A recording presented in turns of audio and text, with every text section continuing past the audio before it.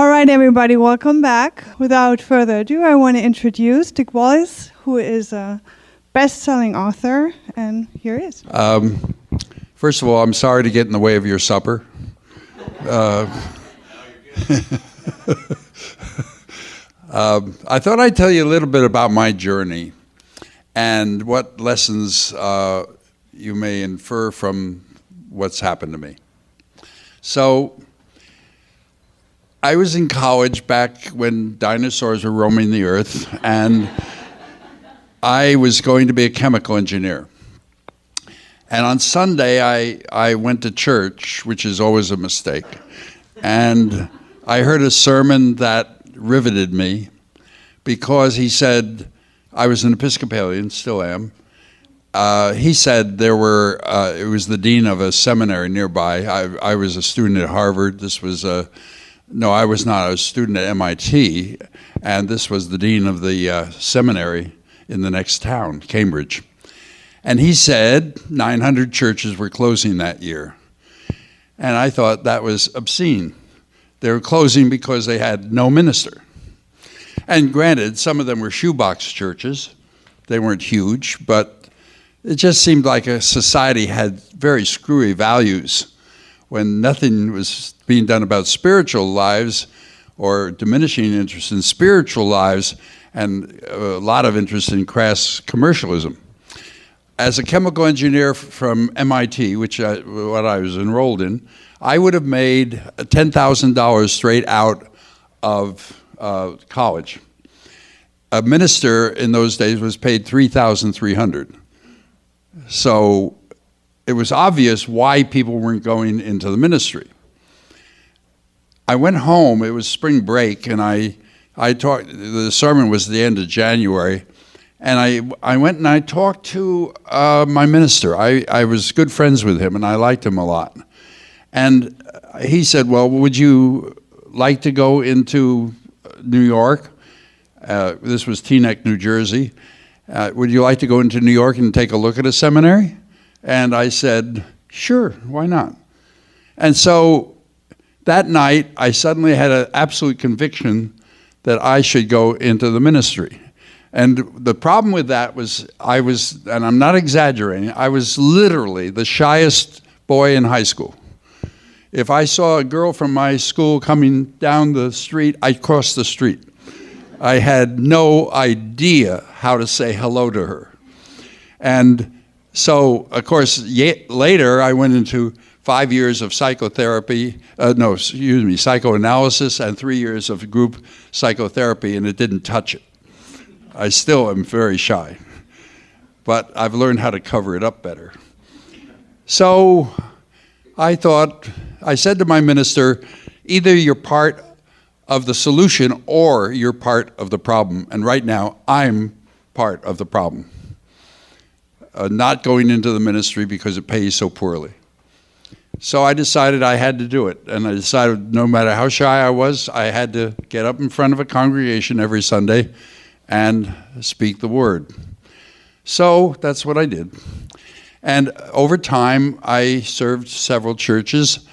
And finally, I was called to be the canon pastor of Grace Cathedral in San Francisco.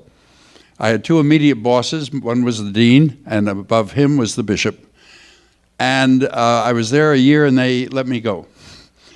And the reason they let me go was because after the Second World War, there had been a tremendous increase in the number of people who were believers. The old saying, there are no atheists in foxholes, was very, very true. So the churches had expanded membership. They had a lot of income coming in from offerings, and they built these huge plants, physical plants, and then the interest diminished over time. And by the time that we're talking about, which was 1958, so it was 13 years after the end of the Second World War, the congregations started to get smaller. And so they had to cut ministers. And so the cathedral where I was serving didn't have the kind of income they used to have, and they had to let somebody go, and I was selected for that honor of balancing the budget. And the consequence of this was, I should say, that my position there, you're called, in the Episcopal Church, if you're under the dean, you're called a canon, C-A-N-O-N. I forgot that canons are meant to be fired. So the consequence was that I decided I would take another church. So I was called to another church. And then I thought about it, and I said, no, I don't really want to do this. So there must be something I could do that isn't in a church. And it turned out there was. It turned out they had a kind of roving shepherd, roving ambassador, if you will, who was charged with visiting every college campus. And since one geographical division of the Episcopal Church, they're called dioceses, since one diocese couldn't afford such a person, all the dioceses in what were a larger group called provinces paid for one man. And I was the one man in the Province 8, which is all the 9 states, including western states, including Alaska and Hawaii. So I wasn't in the job very long. I went from campus to campus. I had a huge travel budget.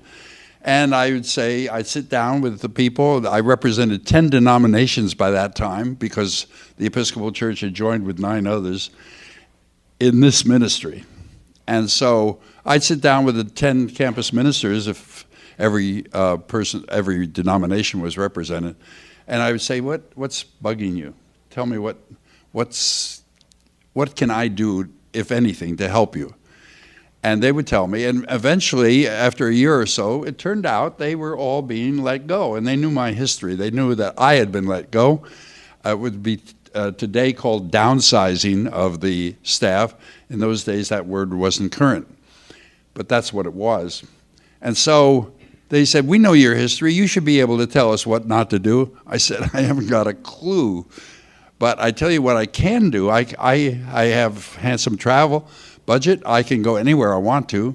I will, wherever I have to go for meetings and things like that, I'll always hang over. I'll always stay longer.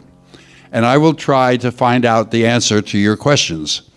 They had 2 questions. One question was, if I don't want to go back into a parish, if I get kicked off this college campus, and I don't want to go back into a parish, what do I do?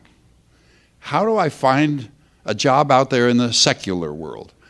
And the second question, so the first question was, how do you change careers without going back to school?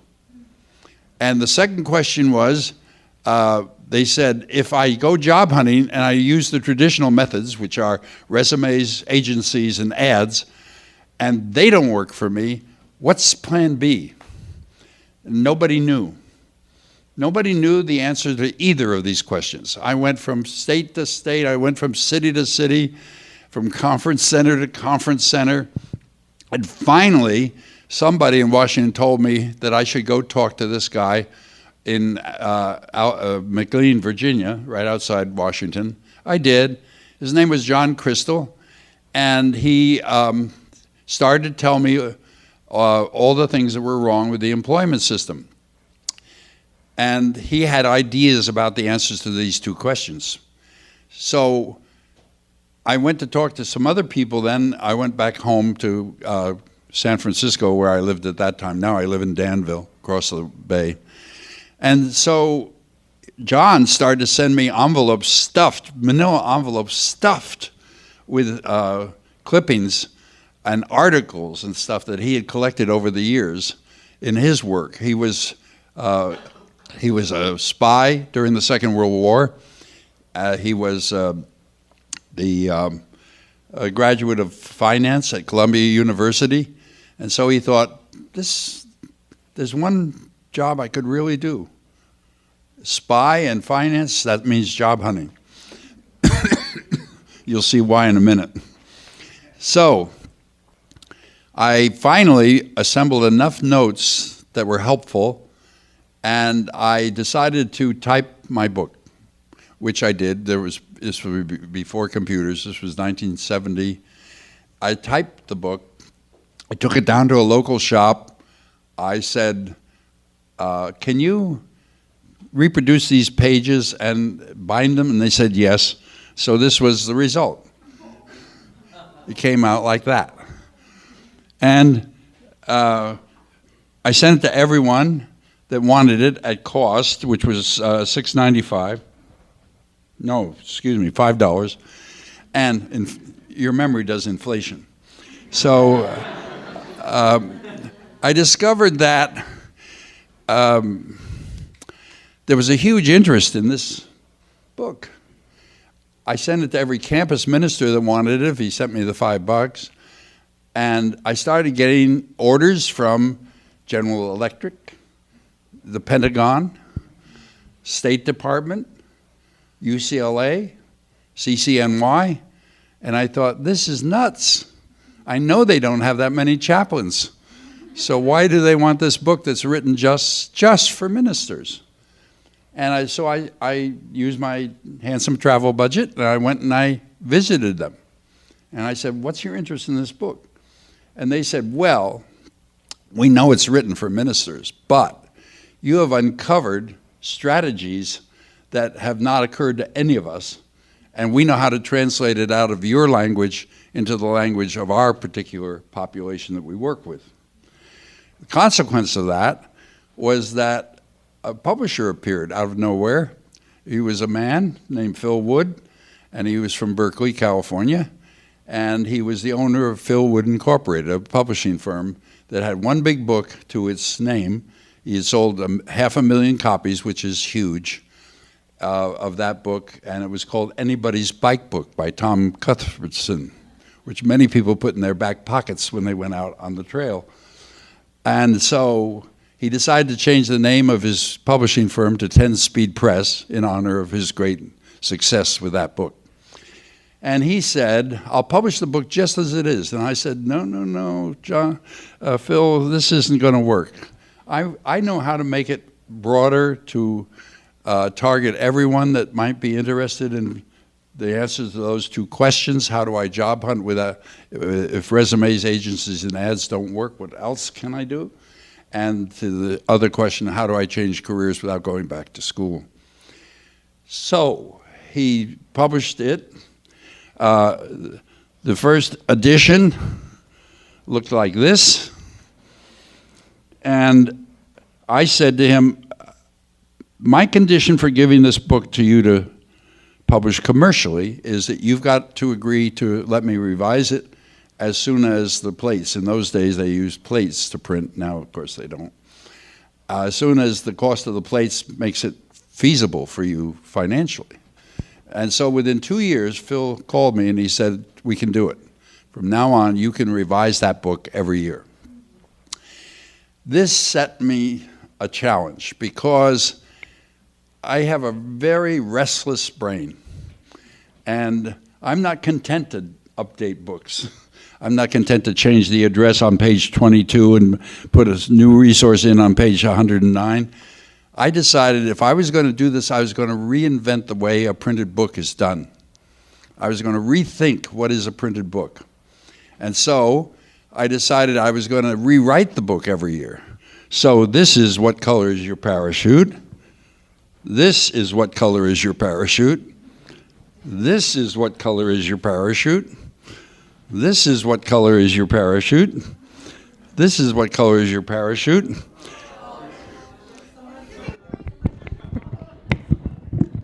It's a weighty book.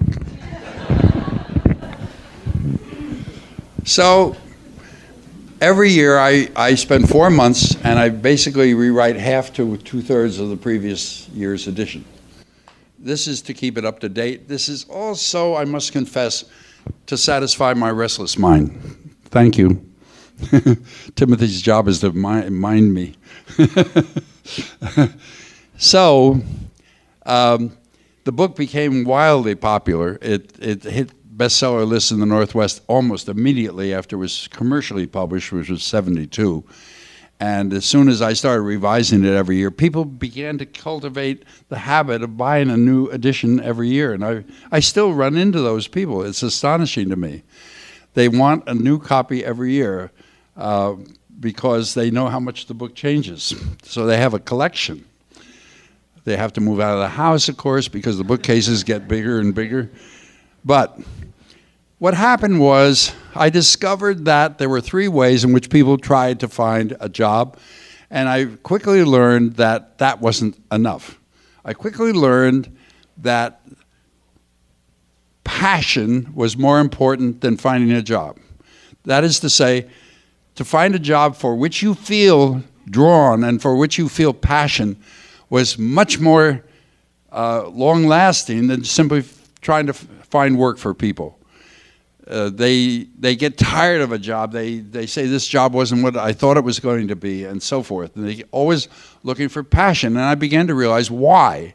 I realized that passion was energy. That if you feel passion for something, say you have a vision of what you'd like to do with your life, and you settle for half of it in the name of being realistic. So you say, well, I'll never find that. I'll never find that. So you decide to cut your vision in half. Well, then you don't have as much of an appetite to find it. Passion is energy, and it breeds determination and persistence. So I started to get letters like this.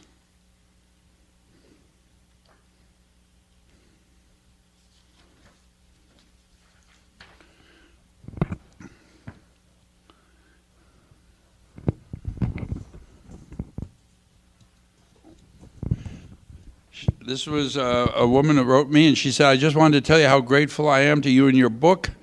I graduated from a 4-year university in May, and I had no clue what I wanted to do or how to look for a job. Like any kid, I thought I knew the best way to do things, and I didn't need anybody's advice. But after a few months of unemployment, I realized this wasn't true. My dad had given me a copy of your book, but after a few months of nothing, not even an interview, I really read it, did the exercises, and trusted in what you were saying. I didn't believe that I would find my job, the perfect job for me, but I did. At a nonprofit that does cleft lip and palate surgery, missions in China and Africa. This job has virtually every single attribute that I listed, and I wouldn't have known what attributes I needed in a job unless I had done the exercises. I'm sure you get probably hundreds of emails a week saying the same thing. I just want to say I owe my happiness in my job to you and my dad. I recommend your book to everyone.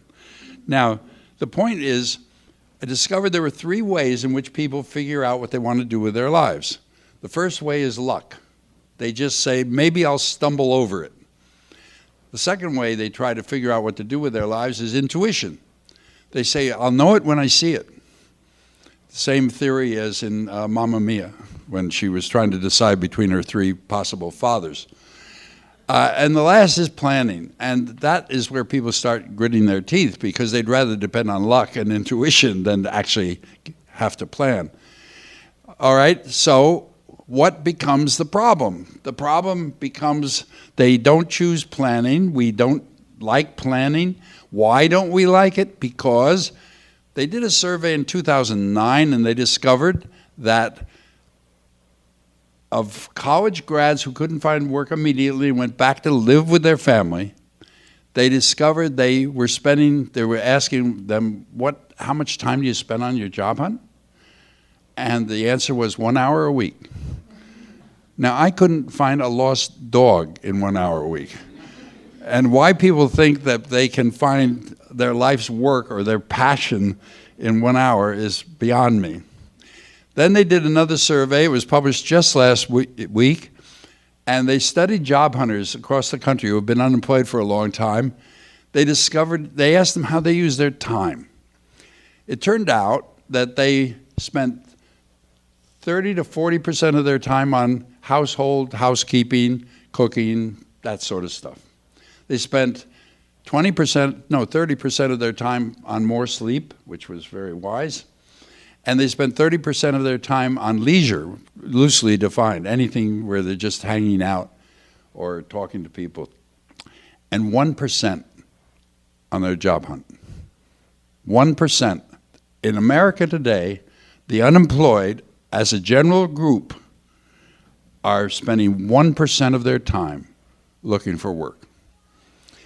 So I began to zero in on this. I began to realize that time was a crucial factor. I began to see that we are enduring a situation in this country of unemployment that we don't need to be enduring.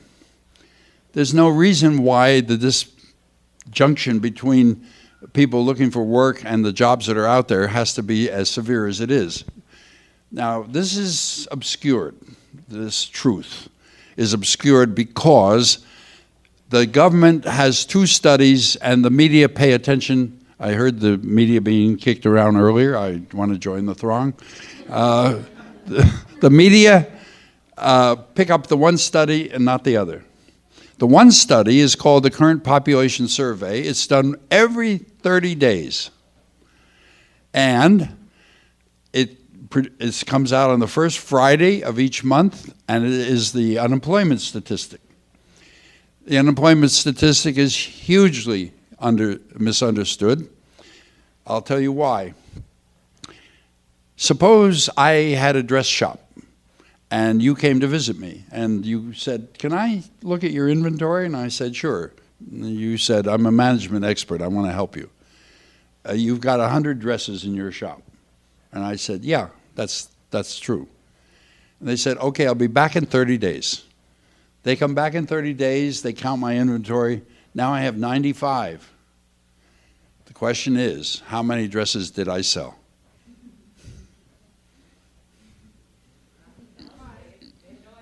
Yes, why do you have no idea? Yeah, you don't know how many I brought in. I brought in another 100. I actually sold 105 dresses during that month. But all you discover is there's a 5% disjunction, or 5-count disjunction, and you say, "Oh, you only sold 5 dresses." That is the unemployment statistic. Once a month, they count all the people working. The next month, they count all the people working, but 30 days away. And then they say, "Oh, 766,000 more people are working," or 166,000 more people are working. That's a net. During the month, and this is the interesting question, what happened during those 30 days? And with the workforce at 140 million, it's bound to be true that there are vacancies, there are people that retire, there are people that get terminally ill or too ill to come to work, and so on. So the question is, what happens during the 30 days? Let's take a typical month, March this year. During March, the government published another report, which it does every month, but the media pay no attention to it. It's called JOLT, J-O-L-T. That means job openings and labor turnover. If you put Gov and JOLT, you will turn it up immediately in your search engine. It's about 2 months old. That is to say, it talks about what happened 2 months back. But there you see who found work during the 30 days. When I was importing dresses, the government, the workforce was importing bodies and people who were active in work. How many was that in the month?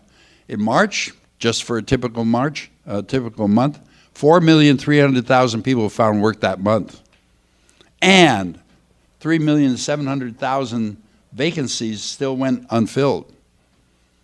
That's 8 million openings. You read the government report, it says, "Oh, there were only 166,000 new jobs." That's not true. There were 4,300,000 plus the 166,000.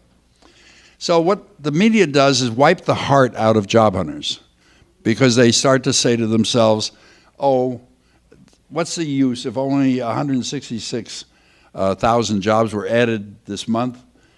The report is completely misunderstood, most of all by the media, not just by those of us who read it.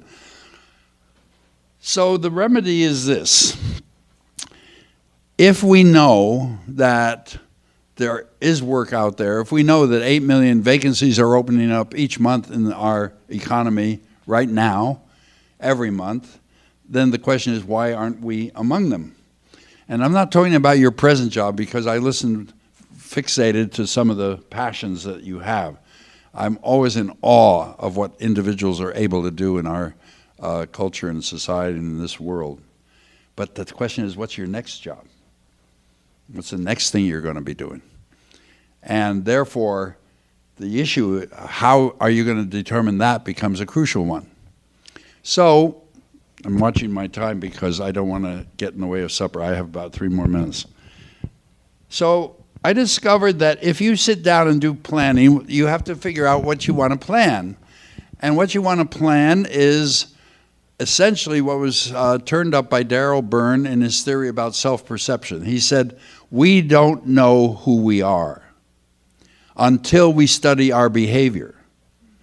And from our behavior, we learn who we are. In other words, first we do, and then we be.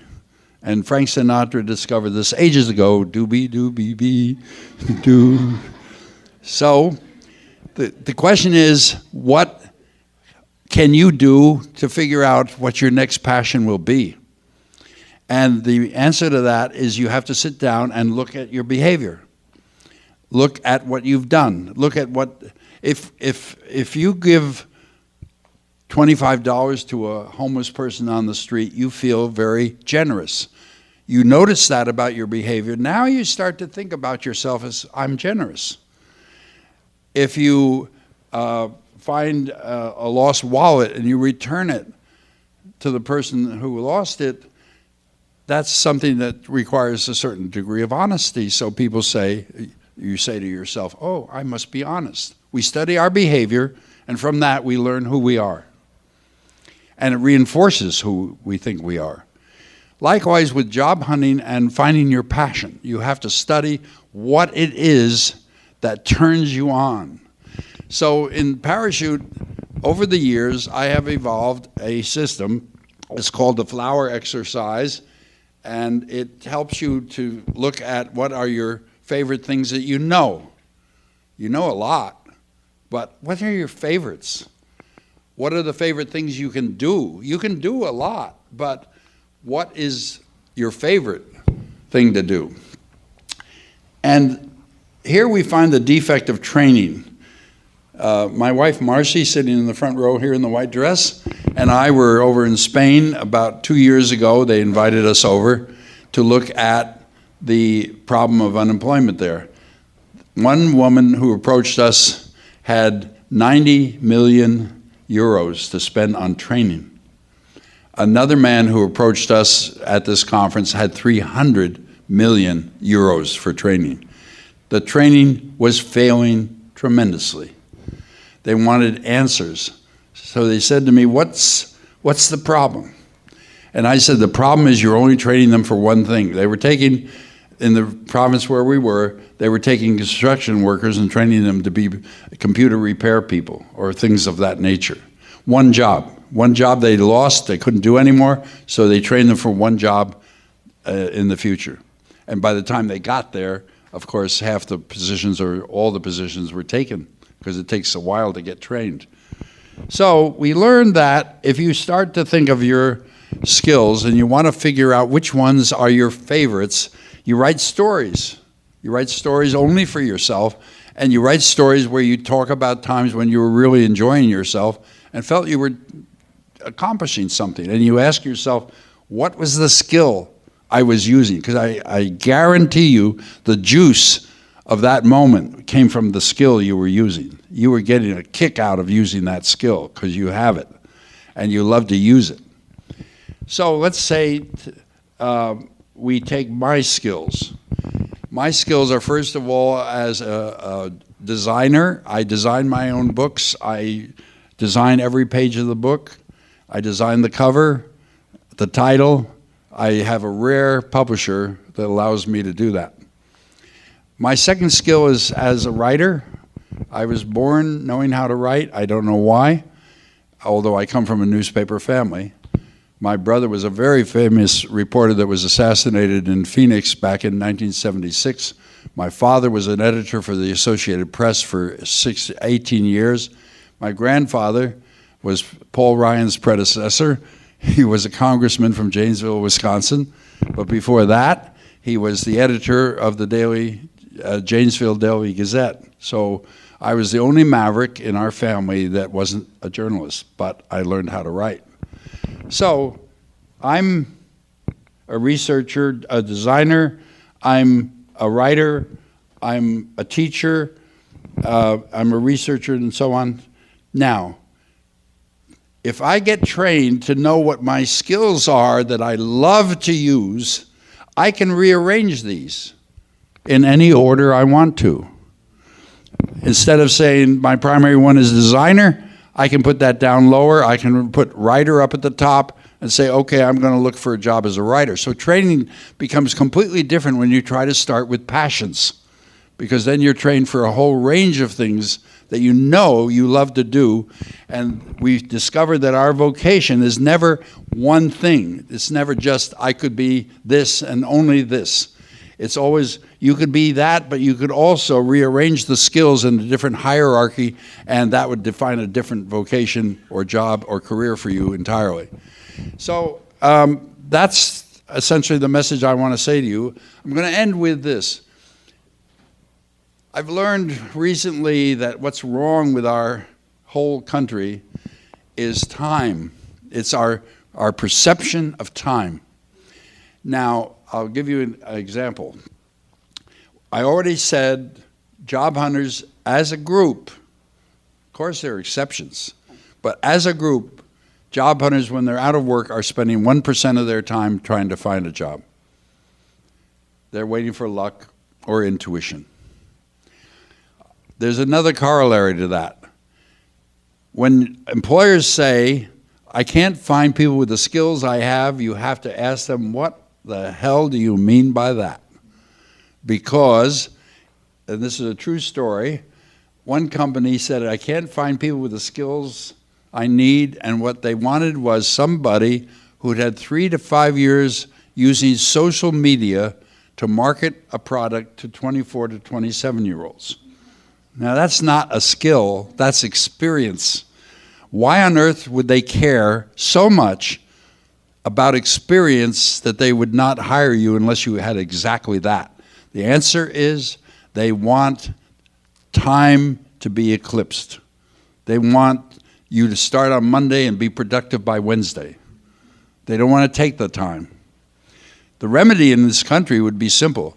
If each of us as job hunters started to think of ourselves as also entrepreneurs, not that we will end up being an entrepreneur, but that we are entrepreneurs and masters of and mistresses of our own job hunt. We take control of our job hunt. We say, I'm going to spend time on it. I'm going to figure out what I'm passionate about, so the next thing I move to will be something that is just as exciting as what I'm doing right now. And if employers would see themselves in the role of trainers and say, all right, I don't have exactly the skills. Education is screwed up in this country, but I'm going to be an educator. I'm going to set up classes and train people with the skills I need, and I'll take part of the responsibility that I formerly was handing entirely over to criticism of education. So time is what's crippling us, our perception of time, our urgency, the demand for instant coffee and instant tea and instant this and instant that. If we took more time to think out what we want to do with our lives, we could fashion a very much better country. Thank you.